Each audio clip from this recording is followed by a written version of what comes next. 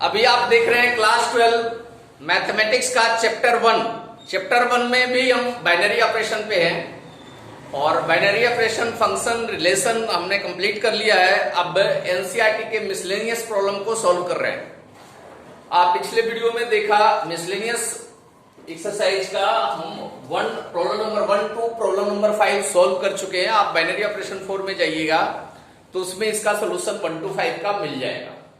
Binary operation 4 मैथोसी गुरु राजीव पटेल के नाम से आप डालिए। आप मिसलेनियस एक्सरसाइज का 1 से लेके 5 तक का सोल्यूशन उसमें देख सकते हैं। आप देख रहे हैं मैथोसी गुरु चैनल, मैं हूं राजीव पटेल। आइए आज देखते हैं प्रॉब्लम नंबर 6 और उसके आगे के सोल्यूशन। प्रॉब्लम नंबर 6 में दे रखा है कि दो एग्जाम्पल देना है एफ का और जीएक्स का। दो फंक्शन का एग्जाम्पल ऐसा देना है। एफ मैप कर रहा है natural number two integer, GX map कर रहा है इंटीजर टू इंटीजर। तो जीओएफ इंजेक्टिव हो, इंजेक्टिव का मतलब 1 1 हो, जीओएफ 1 1 हो, but g is not injective. G injective ना, जी 1 1 नहीं हो। तो हिंट में भी दे रखा है कि जीएक्स आपका ले रखा है, जीएक्स हमें लेके चलना है मॉड एक्स और जीएक्स कहां तो है Z2 Z है। तो देखिए जीएक्स को चेक करिए, 1 1 नहीं है। आप -2 जी -2 निकालेंगे तो माइनस ऑफ मॉड 2 2 हो जाएगा। जी +2 निकालेंगे तो मॉड ऑफ 2 2 हो जाएगा। मतलब जी -2 इक्वल टू G2। मतलब -2 और 2 का इमेज सेम 2 पे बन रहा है। तो ये 1 1 नहीं है। -2 और 2 दोनों का इमेज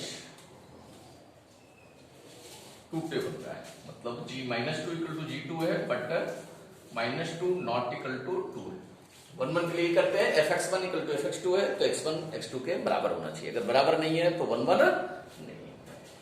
इसका मतलब gx equal to mod x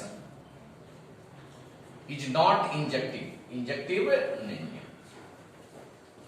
ये तो हमने चेक कर लिया ना कि G इज नॉट इंजेक्टिव, तो चेक कर लिया। अब हमें चेक करना होगा GOF इज इंजेक्टिव। ये प्रूव करके देना होगा कि GOF इंजेक्टिव है। तो इसके लिए पहले GOF फाइंड करना पड़ेगा। GOF फाइंड करना पड़ेगा। अच्छा, GOF डिफाइन किस पे होगा? F N2Z है और G Z2Z है तो GOF N2Z डिफाइन होगा, है ना? इसके डोमेन से इसके को डोमेन पे डिफाइन होगा। इसको लिखेंगे G of fx, G of fx। और fx इक्वल टू हमने x ले रखा है। fx इक्वल टू हिंट में fx इक्वल टू x ले रखा है तो fx से जब पर x पुट करते हैं तो G ऑफ x हो गया। N2Z natural number two integer. अब इसमें x की वैल्यू सिर्फ नेचुरल नंबर पुट कर सकते हैं। पिछले वाले gx जो gx हमने लिया था gx equal to mod x, वो Z2Z था। मतलब आप z की वैल्यू x की वैल्यू नेगेटिव भी पुट कर सकते थे, तब -2 और 2 का इमेज सेम जगह पे आया था। मतलब gx इक्वल टू क्या है आपका मॉड x है, मॉड x N2Z है। मतलब आप ऐसा लिख सकते हैं कि GOF x इक्वल टू हमारा आया मॉड x, जहां की x की वैल्यू आप सिर्फ इंटीजर ही नेचुरल नंबर ही पुट कर सकते हैं।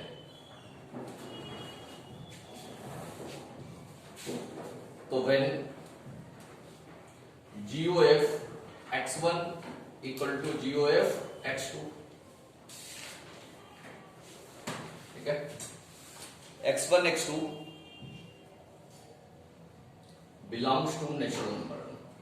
x1 x2 जहां पे नेचुरल नंबर है तो क्या होगा? GOF की वैल्यू मॉड x1 है और GOF x2 की वैल्यू मॉड x2 है और x1 x2 नेचुरल नंबर है तो x1 इक्वल टू x2 हो जाएगा। प्लस माइनस नहीं आएगा, माइनस इसलिए कंसीडर नहीं होगा कि x1 equal to x1 x2 natural number. तो इसका मतलब हो गया GOF x is injective, GOF is injective function है। तो इस एग्जांपल से हम साबित कर लिए कि अगर Gx नॉन इंजेक्टिव है तो GOF इंजेक्टिव हो सकता है। मतलब कंपोजिशन ऑफ फंक्शन में अगर एक फंक्शन इंजेक्टिव नहीं है लेकिन दोनों का कंपोजिशन, दो नॉन इंजेक्टिव फंक्शन का कंपोजिशन इंजेक्टिव फंक्शन आ सकता है, या दो फंक्शन का कंपोजिशन इंजेक्टिव है तो कोई जरूरी नहीं है कि दोनों के दोनों फंक्शन इंजेक्टिव, नॉन इंजेक्टिव भी हो सकता है। तो इस एग्जाम्पल से एक कंसेप्ट भी हमारे दिमाग में आ गया, वो ऑब्जेक्टिव प्रॉब्लम बनाने में काम आएगा। अब प्रॉब्लम नंबर हम 7 देखने जा रहे हैं। प्रॉब्लम नंबर 7 में देखते हैं, सेम उसी टाइप का प्रॉब्लम है, उसमें इंजेक्टिव के लिए चेक करना था, इसमें ऑनटू के लिए चेक करना है, सब्जेक्टिव के लिए चेक करना है। मतलब ऐसा एग्जाम्पल लेना है, natural number two natural number, उसमें इंटीजर था नेचुरल नंबर 2, इसमें वो प्रॉब्लम भी हटा दिया है। एफ भी इंटू एन है, natural number two natural number है, और जी भी इंटू एन है, natural number two natural number है। ऐसा एग्जाम्पल देना है कि एफ ऑन टू ना हो, एफ ऑन टू ना हो, पर कंपोजिशन ऑफ एफ एंड जी है ना, GOF ऑन टू, मतलब कंपोजिशन ऑन टू हो लेकिन इंडिविजुअल एक फंक्शन ऑन टू ना हो, ऐसा एग्जाम्पल देना है।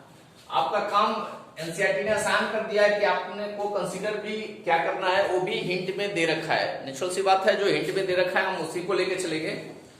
आप चाहे तो प्रयास कर सकते हैं अपनी तरफ से कोई दूसरा एग्जाम्पल लेके भी कर सकते हैं, लेकिन हम हिंट के हिसाब से ही आपको समझाएंगे तो अच्छा रहेगा।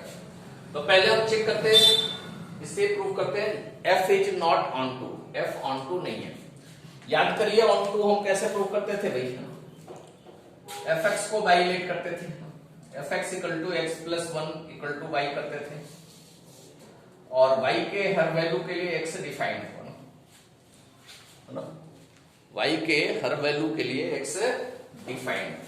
तो फॉर वाई इक्वल टू 1, अगर वाई 1 पुट करेंगे तो एक्स की वैल्यू क्या आएगी, 1 माइनस 1 0 आएगी ना जी, does not belongs to N. Natural number 1 से शुरू होता है, 1 2 3 4 5 6 शुरू होता है, तो y इक्वल टू 1 एक नेचुरल नंबर है, y इक्वल टू 1 एक ऐसा नेचुरल नंबर है जिसके लिए x डिफाइंड नहीं है। y इक्वल टू 1 के लिए x 0 आया जो कि नेचुरल नंबर नहीं है। मतलब इधर अगर x का सेट है, इधर y का सेट है, तो 1 किसी का इमेज नहीं होगा, मतलब it is not onto function. 1 है ना, कोडोमेन वाले सेट में, कोडोमेन वाले सेट में 1 खाली रह जाएगा, 1 को कोई ना पूछेगा, जिसका मतलब हो गया F X is not onto, F X onto नहीं है। तो ये तो चेक हो गया F is not onto. अब हमको चेक करना है GOF इज ऑन टू। पहले इसके लिए GOF निकालना पड़ेगा, GOF फाइंड किया जाए, इसे हम मिटा रहे हैं, देख लीजिए। अब GOF के लिए GX 2 पार्ट में दिया हुआ है ना, तो इसको GOF भी 2 पार्ट में निकाल लिखेंगे ना, GOFX equal to G of FX ना, ये भी 2 पार्ट में होगा। G ऑफ FX पुट करेंगे, मतलब x के जगह पर हमें FX पुट करना है, किया जाए x के जगह पर FX पुट करना, तो यहाँ पे ही x है ना, और तो कहीं x नहीं है, मतलब G ऑफ FX होगा FX minus 1 if x greater than 1, और ये 1 होगा अगर x इक्वल टू 1 हो, ऐसा लिख सकते हैं। G ऑफ FX, x के जगह पर FX पुट कर दें, तो FX की हम वैल्यू पुट करें, FX की वैल्यू x प्लस 1 है, x plus 1 minus 1 for x greater than 1, और 1 है फॉर x इक्वल टू 1। थोड़ा अच्छे से ऊपर लिखता हूं,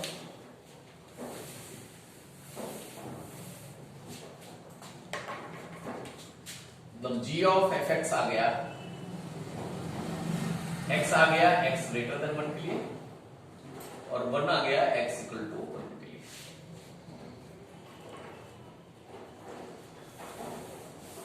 तो G ऑफ FX को हम बाइलेट कर लें, तो फॉर x ग्रेटर देन 1 क्या हो जाएगा, x इक्वल टू y हो जाएगा, x ग्रेटर देन के लिए x इक्वल टू y, और for x equal to 1 equal to y। इसका मतलब x is defined for y equal to 1, y greater than 1। y equal to 1 के लिए भी डिफाइंड है, x इक्वल टू 1 है, और y ग्रेटर देन 1 के लिए भी x ग्रेटर देन 1 आएगा। y इक्वल टू 2 के लिए x2 आएगा, y इक्वल टू 3 के लिए x3 आएगा। मतलब y के हर नेचुरल वैल्यू के लिए, that is all y belongs to n, y के हर नेचुरल वैल्यू के लिए x डिफाइंड है। इसका मतलब GOF is onto function. GOF आपका कैसा फंक्शन है? ऑन टू फंक्शन है।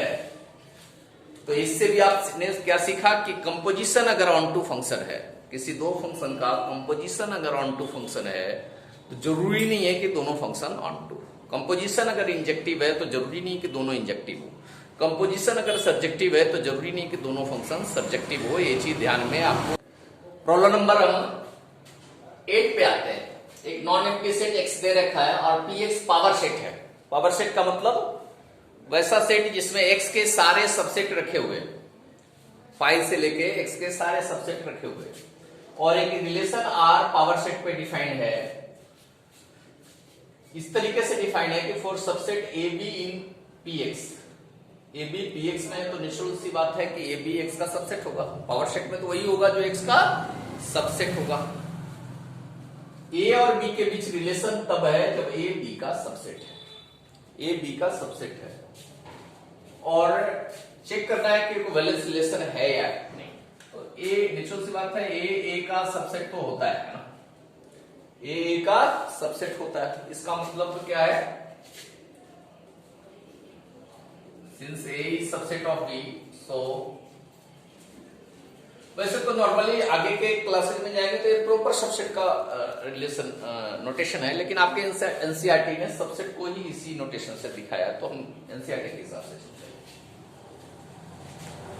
सो AA belongs to R,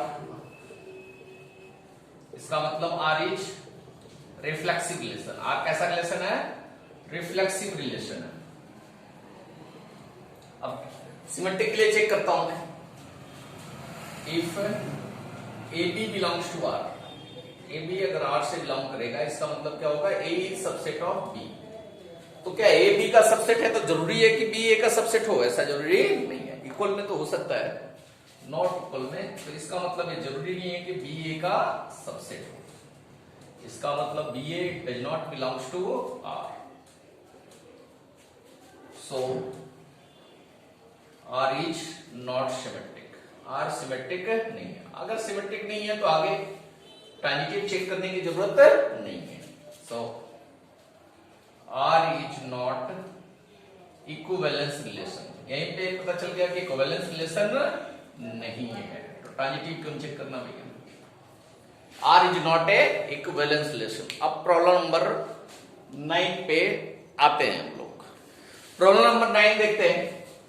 non empty set x दिया हुआ है और binary operation px cross px to px दे रखा है। px जहां की पावर सेट ऑफ x है। पावर सेट ऑफ x मतलब x के सारे सबसेट इसके अंदर है। a स्टार b एक बाइनरी ऑपरेशन है। a star b equal to a intersection of b। a intersection of b मतलब a और b के कॉमन एलिमेंट इसमें होंगे। For all a b in px, जहां की सारे a b जो x के सबसेट है उसके लिए ऐसा दिया है। शो करना है x is the identity element. इस बाइनरी ऑपरेशन का आइडेंटिटी एलिमेंट x होगा and x is only invertible element. सिर्फ x का इनवर्स पॉसिबल होगा। इनवर्टिबल एलिमेंट या इनवर्स इसको बोलते हैं कि अगर a का b के साथ ऑपरेशन करके आइडेंटिटी एलिमेंट आए तो b a का इनवर्स होगा या a b का इनवर्स होगा, ऐसा है ना। तो ऐसा शो करना है। तो पहले आइडेंटिटी एलिमेंट किसको बोलते हैं भाई? वैसा एलिमेंट जिसका किसी के साथ ऑपरेशन करने पे उस पे फर्क ना पड़े। मतलब अगर E आइडेंटिटी एलिमेंट है तो A स्टार है ना, E इक्वल टू A ही आए। A star E equal to A ही आए। मतलब A union E equal to A ही आए। तो ई को क्या कहेंगे? Identity element, identity element.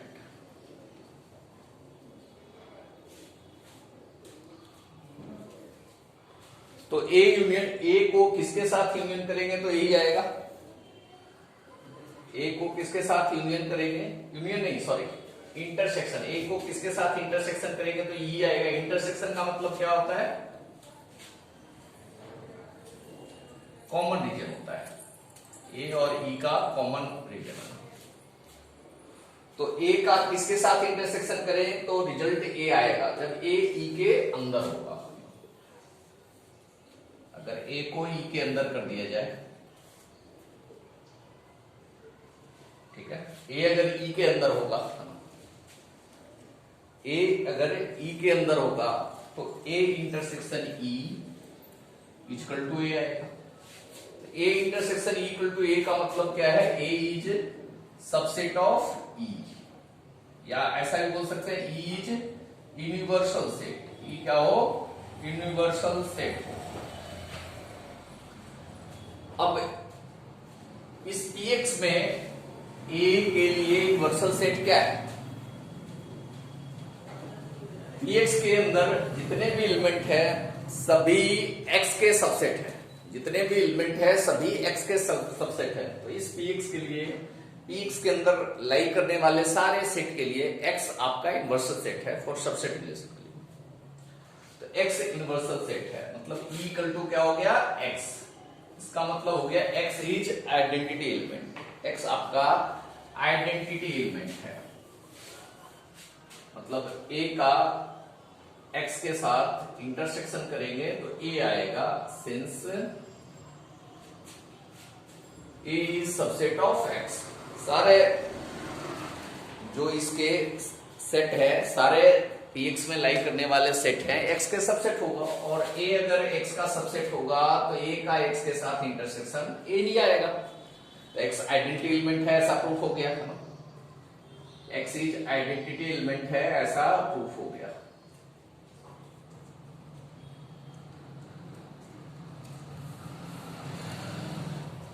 ठीक है, x इज आइडेंटिटी एलिमेंट है, ऐसा प्रूफ हो गया। अब इनवर्स चेक करते हैं, किसी एलिमेंट का इनवर्स कैसे इसमें फाइंड करते हैं। इनवर्स कैसे फाइंड करते हैं? Let B is inverse of A।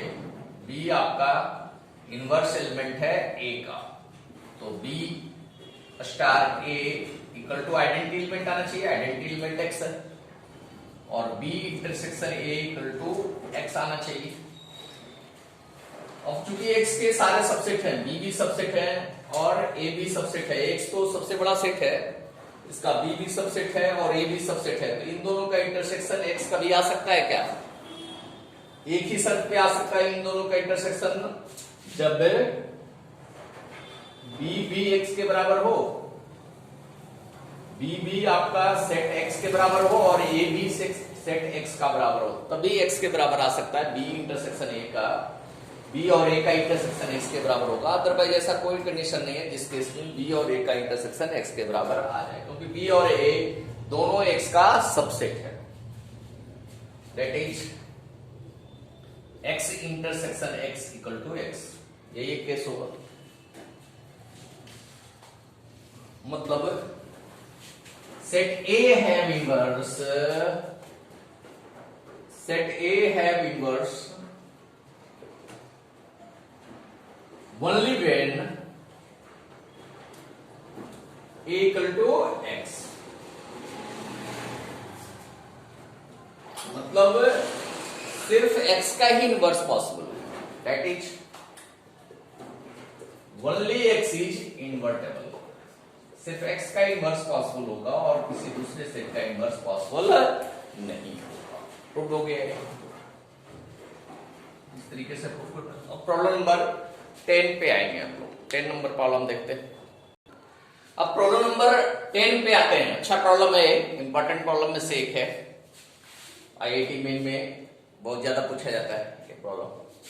Find the number of all onto function from set 1 2 3 4 n to itself. कितने नंबर ऑफ ऑनटू फंक्शन होंगे? ऑनटू फंक्शन कैसे होगा भाई?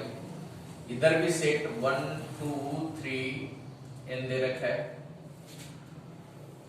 और इधर भी सेट आपको यही लेना है 1 2 3 n लेना है।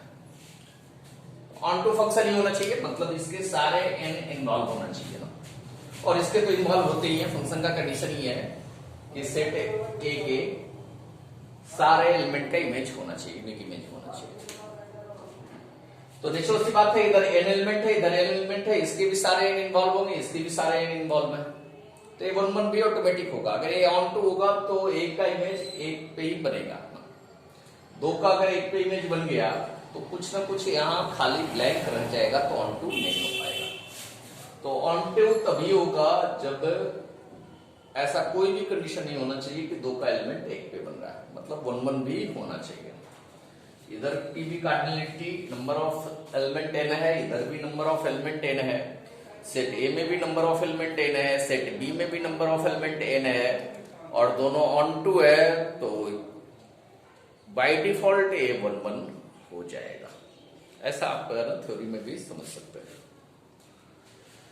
तो इसमें नंबर ऑफ ऑनटू फंक्शन कितने हो सकते हैं? तो हमारे पास क्या क्या पॉसिबिलिटी है, किस किस टाइप से मैपिंग किया जा सकता है। अब ये ब्लैंक है, 1 की मैपिंग कहां कहां की जा सकती है बताइए, दिखाइए। 1 की मैपिंग कितने जगह पे कर सकते हैं? अभी तो हमारा सारा खुला है ना, 1 पे भी कर सकते हैं, 1 की मैपिंग 2 पे भी हो सकती है, 3 पे भी हो सकती है, n पे भी हो सकती है। इस n में से कहीं पे भी मैपिंग हो सकती है 1 की मैपिंग। कितने तरीके से मैपिंग कर सकते हैं? n तरीके से। अब 1 का एक हमने फिक्स कर दिया ना, मान लिया 3 पे मैपिंग कर दिया, तो 2 पे मैपिंग 2 की मैपिंग करेंगे तो जिस पे 1 की मैपिंग होगी उसको छोड़ के बाकी कहीं पे मैपिंग करनी पड़ेगी। मतलब 2 के लिए कितनी जगह पे खाली है हमारे पास? n-1 जगह पे। तो इसको मल्टीप्लाई करेंगे n-1 से। क्यों मल्टीप्लाई करेंगे? कि अगर 1 की मैपिंग 3 पे हुई है तो भी n-1 2 के लिए खाली है, 1 की मैपिंग 4 पे हुई है तो भी n-1 पूरे के लिए ना 2 के लिए खाली है, 1 की मैपिंग 2 पे हुई है तो भी n-1 खाली है। n-1 कितनी बार है? अप टू n टाइम्स है। n-1 को n बार जोड़ेंगे तो n इंटू n-1 आएगा, मतलब मल्टीप्लाई हो जाएगा। तो 1 की भी मैपिंग कर दिया हमने, 2 की भी चलिए कहीं पे भी मैपिंग कर दिया बीच में, है ना। अब 3 की मैपिंग करने जाएंगे तो 1 और 2 का फिक्स कर देंगे, तो n-2 एलिमेंट बचेगा। कोडोमेन सेट में n-2 एलिमेंट बचेगा, तो n-2 से फिर मल्टीप्लाई कर देंगे इसी तरीके से। 3 के लिए ले जाएंगे तो n-3 इस तरह से मल्टीप्लाई होता चलेगा, अप टू 3 इंटू 2 इंटू 1 जाएगा। मतलब कितने नंबर ऑफ फंक्शन पॉसिबल है? n into n-1 into n-2 into n-3 को एक पार्टिकुलर हम नाम देते हैं, इसको हम बोलते हैं फैक्टोरियल है, n factorial number of function onto function possible है। मतलब अगर कोई बोले कि सेट A इक्वल टू 1 2 3 है, तो सेट A से सेट A पे मैपिंग करनी है, सेट A से सेट A पे ऑन टू मैपिंग करनी है, तो कितने ऐसे फंक्शन पॉसिबल है? तो 3 फैक्टोरियल इक्वल टू 3 इंटू 2 6 ऐसे फंक्शन पॉसिबल है। अगर ऑन टू का रेस्ट्रिक्शन नहीं रहता तो क्या होता बताइए? ऑन टू का रेस्ट्रिक्शन नहीं होता तो क्या होता? 1 के लिए सारे दरवाजे खुले हैं, 2 के लिए भी सारे दरवाजे खुले हैं, 3 के लिए भी सारे दरवाजे खुले हैं, मतलब 1 के लिए भी n, 2 के लिए भी n, 3 के लिए भी n, 4 के लिए भी n के लिए n to the power n हो जाता। ये फॉर्मूला भी आ गया। अगर ऑन टू नहीं रहता, मतलब सेट A से सेट B है ना, सेट A से सेट B है ना, दोनों में n एलिमेंट है और जरूरी नहीं कि ऑन टू हो। तो नंबर ऑफ फंक्शन कितने हमारे पास होंगे? n to the power n, n to the power n function possible है। अगर सेट A में n एलिमेंट है, सेट B में m एलिमेंट है, तो कितने फंक्शन पॉसिबल होंगे बताइए जल्दी से। सेट A में n एलिमेंट है, सेट B में m एलिमेंट है, नेचुरल सी बात है। अच्छा, एन एम से बड़ा भी हो सकता है, छोटा भी हो सकता है, इसमें नेचुरल सी बात वाली बात नहीं है, कुछ भी कंडीशन हो सकता है, बताएं। तो 1 के लिए m 1 में का m में से किसी पे भी मैपिंग हो सकती है 1 का, 2 का भी m में से किसी पे भी मैपिंग हो सकती है, 3 का भी m में से किसी पे भी मैपिंग होती है, तो अप टू n टर्म है। m को n बार मल्टीप्लाई कर रहे हैं तो m to the power n। तो ये जनरल फॉर्मूला आ गया, आप ध्यान रखिए।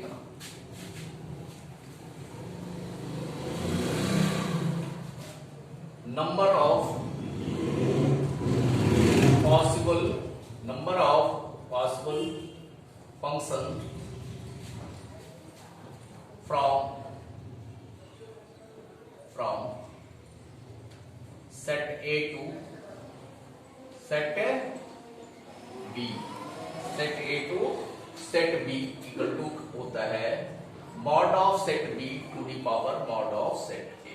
ये ध्यान रखिए ना, cardinality of codomain divide to the power cardinality of domain. इतने नंबर ऑफ फंक्शन पॉसिबल होंगे अगर कोई कंडीशन नहीं दिया हो। बाकी कंडीशन दिया हुआ है तो आप समझ ही रहे हैं, जैसे जैसे कंडीशन देगा ये maximum number of function possible है। बाकी कोई भी कंडीशन लगा देगा तो इससे कम नंबर ऑफ फंक्शन ही पॉसिबल होगा। तो आप ऑब्जेक्टिव आता है मेन के एग्जाम में, तो आप उस हिसाब से आप अंदाजा लगा सकते हैं। अब नेक्स्ट प्रॉब्लम पे आते हैं। प्रॉब्लम नंबर 11 पे आते हैं। 11 में एस दे रखा है एबीसी, टी दे रखा है 1 2 3, एफ डिफाइंड है एस टू टी और एफ का इनवर्स निकालना है। दो प्रॉब्लम दे रखा है, पहले वाले प्रॉब्लम को देखें।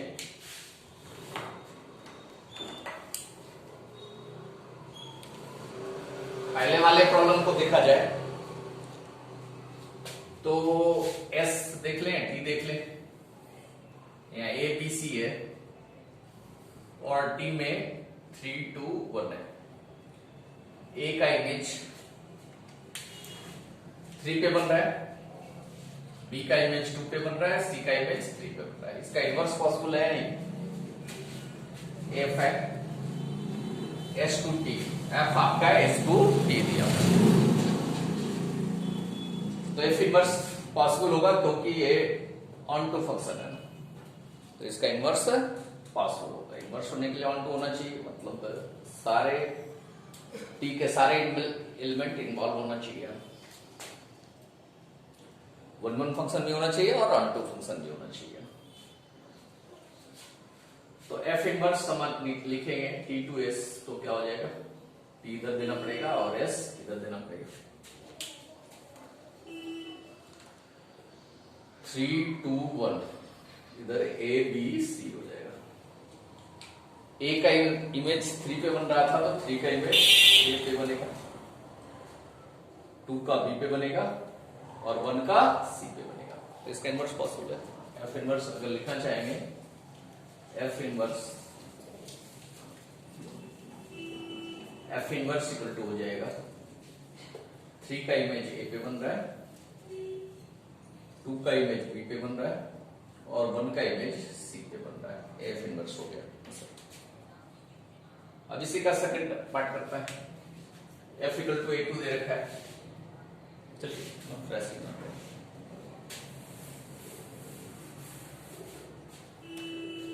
एफ दे रखा है हमारे पास ए बी सी 2 1 1। तो ए का 2 पे इमेज बन रहा है, बी का 1 पे और सी का भी 1 पे। अगर इसका इनवर्स हम निकालने चलेंगे, देखिए कैसे करना है, कैसे इसका इनवर्स पॉसिबल नहीं है। देखिए तो इसका इनवर्स अगर निकालेंगे टी और इधर एस हो गया, 1 2 3 था ना जी, सॉरी डायरेक्ट 2 1 1 बना लिया। 1 2 3 है। ए का इमेज 2 पे बन रहा है, बी का इमेज 1 पे बन रहा है और सी का इमेज भी 1 पे बन रहा है। ऐसा ठीक रहेगा। डी आपका 1 2 3 है और एस आपका ए बी सी है, ठीक है। एस आपका तो उल्टा करेंगे तो ए का इमेज 2 पे बन रहा है तो 2 का इमेज ए पे बनेगा, बी का इमेज 1 पे बन रहा है तो 1 का इमेज बी पे बनेगा, सी का 1 पे बन रहा है तो 1 का सी पे बनेगा। अब बताइए ये फंक्शन है क्या? नहीं है ना फंक्शन। फंक्शन का कंडीशन है कि डोमेन के जितने भी एलिमेंट है सबका इमेज होना चाहिए और यूनिक इमेज होना चाहिए। तो दोनों कंडीशन को फॉलो नहीं कर रहा है। 3 का इमेज नहीं है, नॉट इमेज है इसका, और 1 का नॉट यूनिक इमेज है, इसका यूनिक इमेज नहीं है। तो एफ इनवर्स क्या लिखेंगे, does not exist. F inverse does not exist आपने निकाला तो जो एफ इनवर्स आया वो फंक्शन ही नहीं है, फंक्शन के बेसिक कैरेक्टेरिया को फॉलो ही नहीं कर रहा।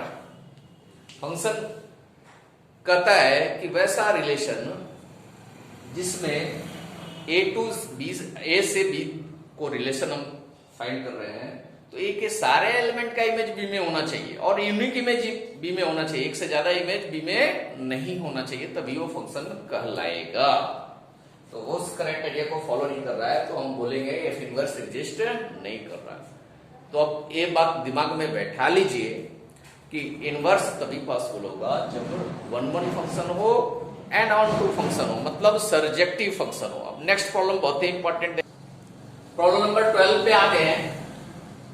12 में 2 ऑपरेशन दिया हुआ है, एक star operation real number to real number है और एक O operation R cross R to R, ये भी R cross R to R।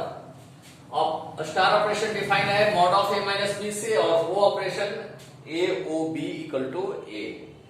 Show करना है कि star is commutative but not associative. पहले हम इस पार्ट पे आते हैं कि स्टार कम्यूटेटिव है बट एसोसिएटिव नहीं है। ऐसे ही O के लिए भी शो करना है कि एसोसिएटिव है बट नॉट कम्यूटेटिव है। और उसके बाद एक पर्टिकुलर ऑपरेशन दिया हुआ है, एक पर्टिकुलर रिलेशन जिसे distributive over star is distributive over O दिया हुआ है, इसको भी शो करना है। और फिर इसके उल्टा वाले को O is distributive over star, इसका उल्टा है ना, O is distributive over star कैसे करेंगे, A O B star C equal to A O B star A O C. इसे भी प्रूव करना है, मतलब बात में या चेक करना है प्रूव क्या करना है या नहीं है बताना है। तो पहला करेंगे, सबसे पहले star is commutative but not associative. A star B दिया हुआ है, mod of A minus B, तो बी स्टार ए करेंगे तो mod of B minus A हो जाएगा, कॉमन ले ले माइनस,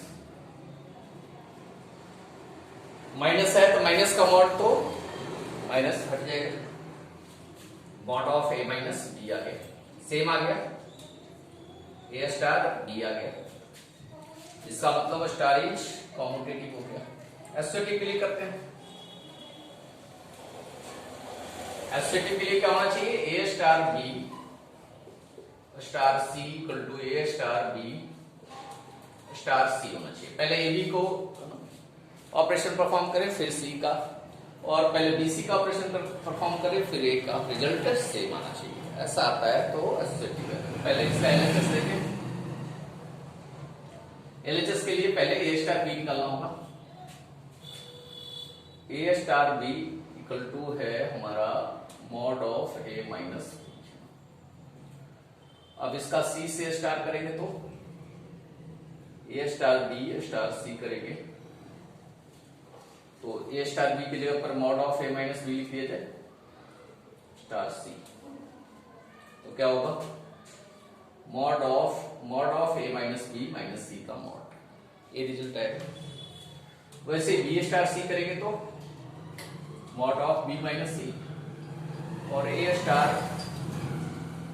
बी स्टार सी करेंगे तो A star mod of B minus C, mod है भाई, equal to mod of A minus mod of B minus C. निश्चित सी बात है दोनों सेम नहीं है, आप देख सकते हैं इसका मॉड है, रिजल्ट सेम नहीं आएगा। कोई भी वैल्यू आप पुट करके देख सकते हैं, A equal to 1 B equal to 2 C equal to 3 put करें तो इसका वैल्यू कितना आएगा, mod of 1 minus 2 minus 3, A mod of minus 1 minus 3 equal to हो गया mod of 1 minus 3 equal to minus 2 का मॉड 2 आ गया।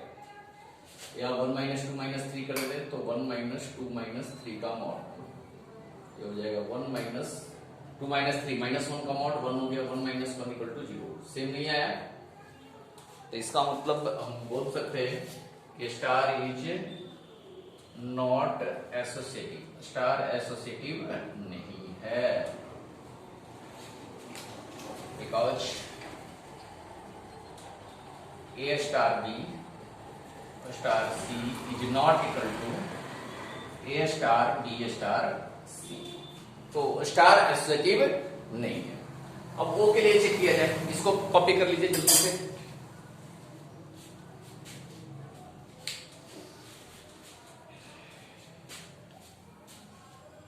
अब ओ के लिए चेक करते हैं। O is associative but not commutative. O के लिए एसोसिएटिव चेक करना होगा, मतलब A O B O C equal to A O B O C, ऐसा चेक करना होगा कि ये है या एसोसिएटिव है, ऐसा है ना जी। तो एसोसिएटिव इसका आना चाहिए, एसोसिएटिव आना भी चाहिए। तो इसका पहले ए ओ बी निकालेंगे, फिर ओ सी निकालेंगे। तो ए ओ बी दिया हुआ है, हमारा ए दिया हुआ है। चलिए एलएचएस हम इसी में निकालते हैं। अब तो आप समझ ही गए होंगे, LHS equal to A O B O C, मतलब जिसका भी ऑपरेशन जिन दोनों का करेंगे उसका पहला वाला इसके रिजल्ट में आ जाएगा। मतलब ए ओ बी का ऑपरेशन करेंगे तो ए रिजल्ट में आ जाएगा ए ओ सी, और इन दोनों का ऑपरेशन करेंगे तो पहला वाला रिजल्ट में आ जाएगा ए आ जाएगा। अब है ना आरएचएस इसका निकाले, आरएचएस है हमारा ए ओ बी ओ सी, तो पहले बीओसी करेंगे, तो बीओसी में बीओसी करेंगे तो बी रिजल्ट आएगा, और एओबी करेंगे तो ए रिजल्ट आएगा, इक्वल टू एलएचएस आ गया। इसका मतलब ओ इज एसोसिएटिव ऑपरेशन है ना, वो आपका एसोसिएटिव है, एसोसिएटिव प्रूफ हो गया। अब वो कम्यूटेटिव नहीं है, इसको चेक करना है। इसके लिए कैसे करेंगे, एओबी हमारा एओबी ए है, अगर बीओए निकालेंगे तो पहला वाला रिजल्ट आता है ना भाई, एओबी में ए आया तो इसका रिजल्ट बी आएगा, is not equal to A O B. इसका मतलब हो गया ओ इज नॉट कम्यूटेटिव, वो कम्यूटेटिव नहीं है, नॉट कम्यूटेटिव। ये दोनों काम हो गया था, स्टार को कम्यूटेटिव प्रूव करना था और एसोसिएटिव नहीं है ऐसा प्रूव करना था, ये कर दिया हमने। ओ इज एसोसिएटिव है और कम्यूटेटिव नहीं है ऐसा प्रूव करना था, वो भी कर दिया हमने। अब आगे के स्टेप्स पे आते हैं। ए वाला प्रूव करना है, मतलब इसका एलएचएस निकालना है और आरएचएस निकालना है, दोनों सेम होना चाहिए। जो प्रूव करना है उसका एलएचएस लेके चलेंगे, उसका आरएचएस लेके चलेंगे, दोनों रिजल्ट सेम आना चाहिए, ऐसा करिए। एलएचएस को सोल्व करिए, पहले देखते हैं भाई। एलएचएस इक्वल टू होगा इसका ए स्टार बी ओ सी, तो पहले भाई ब्रैकेट के अंदर का सोल्व किया जाए। हम ब्रैकेट के अंदर बीओसी है, बीओसी पहला वाला आता है, मतलब इसका रिजल्ट आएगा बी आएगा, A star B. A star B का रिजल्ट क्या है, mod of A minus B, ये mod of A minus B आ गया। अब आरएचएस का देखते हैं, आरएचएस को बुलाया जाए, श्रीमान आरएचएस हाजिर हो, ए star B O A star सी। पहले ब्रैकेट के अंदर कोई देख लिया जाए भैया, आप बोलिएगा कि भाई गड़बड़ ब्रैकेट के अंदर वाले को पहले सॉल्व नहीं करेंगे। तो ए स्टार बी है mod of A minus B, mod of A minus O. A star C क्या होगा, बी की जगह पर सी लिख दे, तो मॉड ऑफ ए माइनस सी। अब वो ऑपरेशन क्या करता है, पहले वाले को रिजल्ट में दे देता है, तो इसका पहले वाला क्या है, mod of A minus B, same आ गया ना, मतलब इक्वल टू एलएचएस है। तो इसका मतलब क्या हो गया, star is distributive, star is distributive over operation, over operation O operation के पे स्टार आपका डिस्ट्रीब्यूटिव है। अब इसका उल्टा भी चेक करना है भाई, O is distributive over star, O star पे डिस्ट्रीब्यूटिव है क्या, O is distributive over star का मतलब क्या हो गया भाई, स्टार की जगह पर ओ कर दे, ओ की जगह पे स्टार कर दे, तो क्या बनेगा भाई, ए O B star A O सी। चलिए इसको भी चेक करता हूं भाई, चेक कर लिया जाए ऐसे कि भाई ये प्रॉपर्टी फॉलो करेगा या नहीं करेगा। इसका एलएचएस लेके चला जाए, एलएचएस इक्वल टू, इसका एलएचएस आपका क्या आ रहा है, एलएचएस लिखिए ए ओ बी स्टार सी, जल्दी से फाइंड करिए वैल्यू, ब्रैकेट के अंदर वाला सोल्व करेंगे, B star C, B star C, B star C का मतलब mod of B minus C, A O mod of B minus C, और ए ओ कुछ भी हो तो रिजल्ट तो ए ओ पहला वाला ही आएगा, तो पहला वाला ए रिजल्ट हो गया भाई। अब इसका आरएचएस करेंगे तो आरएचएस है हमारा ए O B star A O C, bracket के अंदर वाला सोल्व किया जाए भाई, ए ओ बी का रिजल्ट ए आएगा, स्टार ए ओ सी का भी रिजल्ट ए ही आएगा, और ए स्टार ए बी के जगह पर ए पुट कर दें तो mod of A minus A equal to 0 आ गया, सेम आया क्या, जी नॉट इक्वल टू एलएचएस। तो आप क्या बोल सकते हैं, O is not distributive, O is not distributive over star, O is not distributive over star, मतलब star is distributive over O but O is not distributive over star, ऐसा आ गया। Sir justify करना है तो हमने प्रूफ वगैरह करके बता ही दिया है। तो इस तरह से है ना, आपने देखा 6, 7, 8, 9, 10, 11, 12 है ना, इतने प्रॉब्लम का सॉल्यूशन देख लिए। 13 और इससे आगे का सॉल्यूशन नेक्स्ट वीडियो में देखेंगे, वेट करिए है ना कल तक। और फिर अगर अच्छा लगा है वीडियो तो इस चैनल को सब्सक्राइब भी करिए और बेल बटन भी दबा दीजिए। Okay, thank you.